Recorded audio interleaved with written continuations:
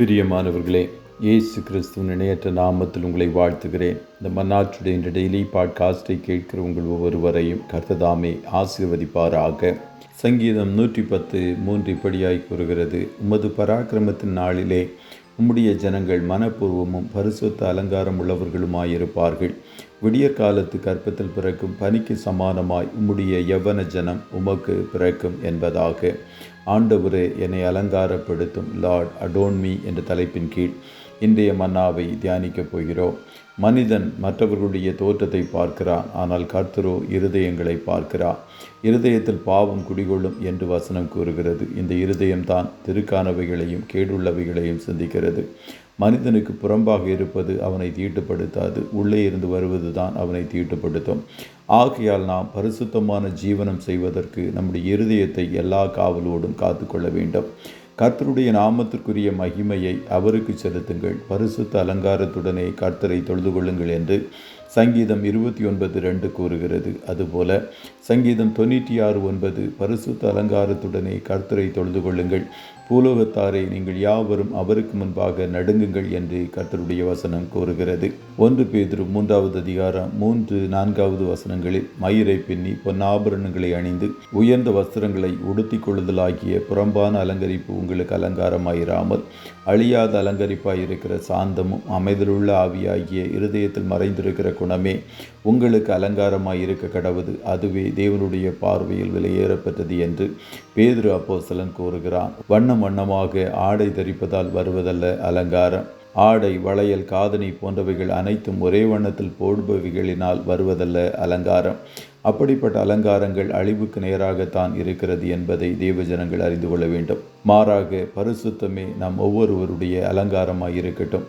நம்முடைய ஆண்டவர் பரிசுத்தத்தை சிநேகிக்கிறவர். பரிசுத்தம் இல்லாத இடத்தில் அவர் வாசம் செய்வதில்லை. நீங்கள் தேவனுடைய ஆலயம் என்றும் அந்த ஆலயத்தை ஒருவன் கெடுத்தால் தேவன் அவனை கெடுத்து போடுவார் என்பதையும் அறிந்து கொள்ளுங்கள். சினிமா நட்சத்திரங்களைப் போல ஆடை அணிந்து தன்னை அலங்கரிக்கலாம் என்று முதலாவது கர்த்தருடைய பிள்ளைகள், சபைக்கு வருகிறவர்கள் நினைக்கக்கூடாது. காரணம், நியாய தீர்ப்பு கர்த்தருடைய சபையில் தான் துவங்கும். உலகத்திலே பிரசித்தி பெற்ற திருமணம் உலக கோடீஸ்வரர் வீட்டில் நடைபெற்றது.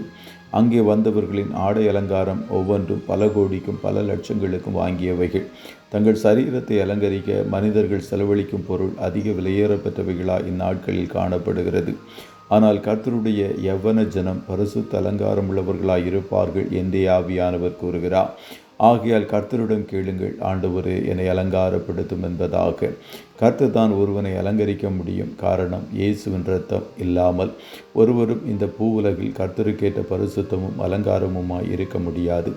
இயேசுவின் இரத்தத்தால் கழுவப்பட்டு பரிசுத்தமான வாழ்க்கை வாழ்வதே உங்கள் அலங்காரமாய் இருக்கட்டும். கர்த்ததாமே உங்கள் ஒவ்வொருவரையும் ஆசீர்வதிப்பாராக. ஜெபம் செய்வோமா? நல்ல தகப்பனே, உம்மை நன்றியோடு துதிக்கிறோம். இந்த மன்னாற்றுடைய இந்த டெய்லி பாட்காஸ்டை கேட்கிற உடைய பிள்ளைகள் ஒவ்வொருவரையும் கர்த்தர் நீர் ஆசீர்வதிப்பீராக. அப்பா, பரிசுத்தமே எங்கள் சரீரமாகிய ஆலயத்தின் அலங்காரமாய் இருக்கட்டும் என்று சொல்லி ஜெபிக்கிறோம். பரிசுத்தம் இல்லாமல் ஒருவனும் உம்மை தரிசிக்க முடியாதே. நீர் பரிசுத்தத்தை சிநேகிக்கிற கர்த்தர் என்பதை அறிந்து நாங்களும் பரிசுத்தமாய் ஜீவிப்பதை இன்னும் அதிகமாய் வாஞ்சிக்க கர்த்தர் கிருபை தருவீராக. பரிசுத்தம் உள்ளவன் இன்னும் பரிசுத்தமாகட்டும் என்று சொன்னீரே. அனுதினமும் நாங்கள் இன்னும் பரிசுத்தமாவதற்கு என்னென்ன காரியங்களை செய்ய வேண்டும் என்பதை கர்த்தருடைய ஆவியானவர் எங்களுக்கு கற்றுத்தருவீராக. வேத வசனத்தை வாசிப்பதிலும் ஜெபிப்பதிலும் சபை கூடி வருதலும் நாங்கள் எங்களை இணைத்து கொண்டு அது நிமித்தம் இன்னும் ஒரு பரிசுத்தம் உள்ள ஜீவியம் செய்ய எங்களை நாங்கள் அர்ப்பணிக்கிறோம். இன்றைய தினம் உம்முடைய பிள்ளைகள் கையிடுகிற வேலைகளை ஆசீர்வதியும், போக்கிலும் வரத்திலும் உடனிரும், கண்மணி போல காத்தருளும். ஆட்டுக்குட்டியானவருடைய இரத்தத்தின் பாதுகாப்பிற்குள்ளாய் ஒவ்வொருவரையும் கொடுத்து இயேசுவின் நாமத்தில் வாழ்த்தி ஜெபிக்கிறோம் நல்ல பிதாவே. ஆமென்.